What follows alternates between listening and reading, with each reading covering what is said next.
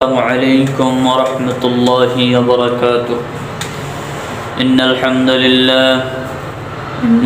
لله نحمده ونستعينه ونستغفره ونؤمن به ونتوكل عليه ونعوذ بالله من شرور أنفسنا ومن سيئات أعمالنا من يهده الله فلا مضل له ومن يضلله فلا هادي له.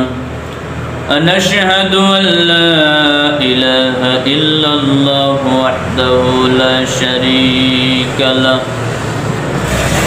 ونشهد أن سيدنا وسندنا وحبيبنا ومولانا محمدا عبده ورسوله الذي أرسله بالحق بشيرا ونذيرا وداعيا إلى الله بإذنه وسراجا ومنيرا. أما بعد فقد قال الله تعالى في كلامه المجيد وفرقانه الحميد. أعوذ بالله من الشيطان الرجيم. بسم الله الرحمن الرحيم. قال الله تعالى في كلامه المجيد وفرقانه الحميد. إن صلاتي ونسكي ومحياي ومماتي لله رب العالمين. وقال رسول الله صلى الله عليه وسلم المرء مع من أحب أو كما قال عليه الصلاة والسلام. আলহামদুলিল্লাহ, আল্লাহ রব্বুল আলমিনের দরবারে অসংখ্য অগণিত শুকরিয়া জ্ঞাপন করছি যে মহান আল্লাহ রব্বুল আলমিন আপনাকে আমাকে আজকের এই দিন মজলিসে বসবার, কিছু কথা বলবার, শুনবার তৌফিক দান করেছেন। এজন্য সকলেই শুকরিয়া আদায় করি আলহামদুলিল্লাহ।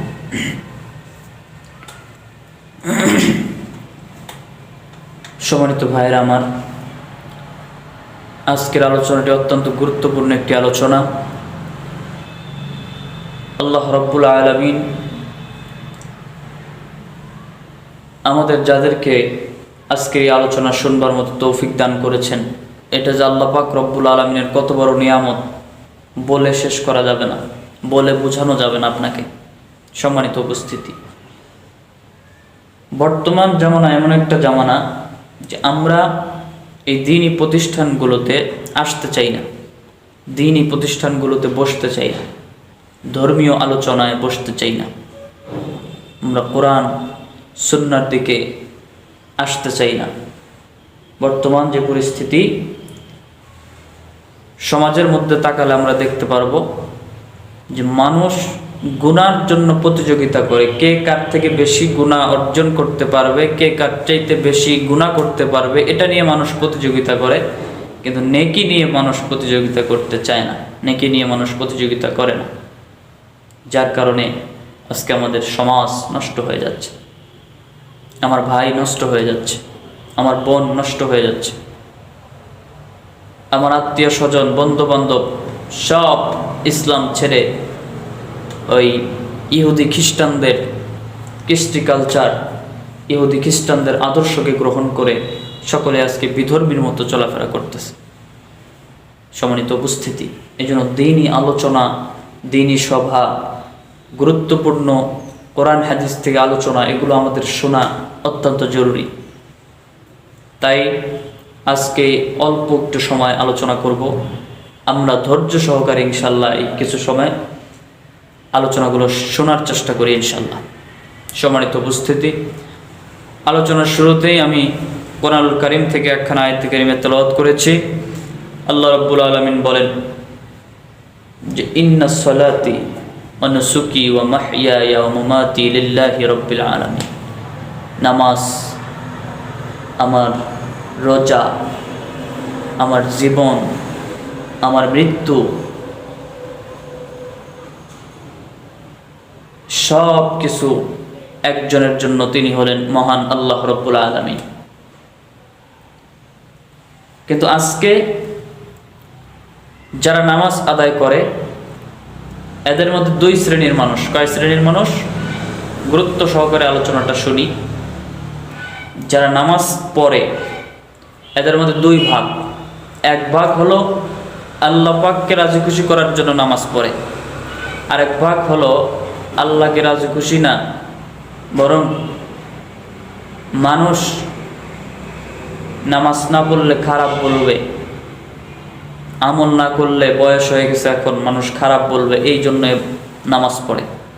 নামাজি দুই প্রকার, একটা হলো আল্লাহর জন্য আর একটা হলো লোক দেখানোর জন্য।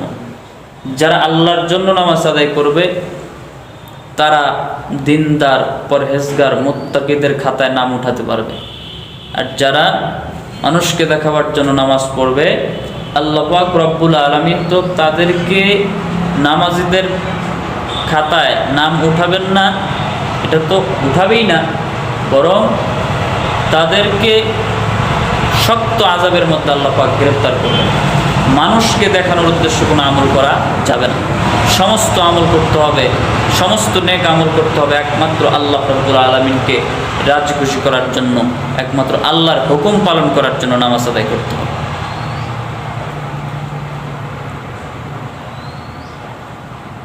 আজকে আমাদের মসজিদগুলো খালি। মসজিদে আজান হয়, নামাজের সময় মুসল্লি নেই। মসজিদে আজান হচ্ছে, আমার কাজ আমি করতেছি, যে ব্যবসা করে সে ব্যবসা করছে, যে গাড়ি চালাচ্ছে সে গাড়ি চালাচ্ছে, যার যার কাজে সে লিপ্ত, কিন্তু মসজিদে আজান হচ্ছে ঠিক টাইমে, আজানের টাইমে। আজানের পরে আমরা মসজিদে আসতেছি না, নামাজ আদায় করতেছি না। অথচ এই নামাজ, এই সালাত এত গুরুত্বপূর্ণ একটা আমল। আল্লাহ নবী রাসূলুল্লাহ সাল্লাল্লাহু আলাইহি ওয়াসাল্লাম বলেছেন যে as-সালাতু মি'রাজুল মুমিনিন, নামাজটা হলো মুমিনদের জন্য মেরাজ শুরু। মিফতাহুল জান্নাতিস সালাহ, এই নামাজ হলো জান্নাতের চাবিকাঠি। দুনিয়াতে যেরকম চাবি না থাকলে তালা খোলা যায় না, ঠিক জান্নাতের মধ্যে চাবি ছাড়া তালা খোলা যাবে না। আর সেই জান্নাতের তালার চাবি হলো নামাজ। আমরা নামাজ জানি না পড়তে, কিভাবে পড়তে হয়। আজকে বড় আফসোস লাগে, অনেক মানুষ এমনও আছে অনেক দিন যাবত নামাজ পড়ে, কিন্তু নামাজ কিভাবে পড়তে হয় এই নিয়মটা এসে জানে না। এগুলো বড় আফসোসের বিষয় আমাদের। সম্মানিত উপস্থিতি, এজন্য আজকের আলোচনার বিষয় থেকে আমাদেরকে শিক্ষা গ্রহণ করতে হবে। আমরা সকলেই 5 ওয়াক্ত নামাজ অবশ্যই আজান হলে, যে যেখানেই থাকি, যেই কাজেই ব্যস্ত থাকি, আমার কাজ পড়ে আগে নামাজ আমাকে পড়তে হবে। আজকের এই আলোচনা থেকে আমি বলতে চাই, আমরা যারা আলোচনাটি শুনেছি অবশ্যই আমরা আজান হলে নিজে নামাজ পড়ব, আরেকজনকে নামাজ পড়ার জন্য তাকিদ দিব, এবং সমাজের মানুষকে অসৎ পথ থেকে সৎ পথে আনার চেষ্টা করব ইনশাল্লাহ। আল্লাহ পাক রব্বুল আলামিন আমাদের সকলকে এই অল্প একটু আলোচনা আমল করার তৌফিক দান করুন। সকলে বলি আল্লাহুম্মা আমিন। ওয়া আখিরু দাওয়ানা আলহামদুলিল্লাহি রাব্বিল আলামিন। আসসালামু আলাইকুম ওয়া রাহমাতুল্লাহ।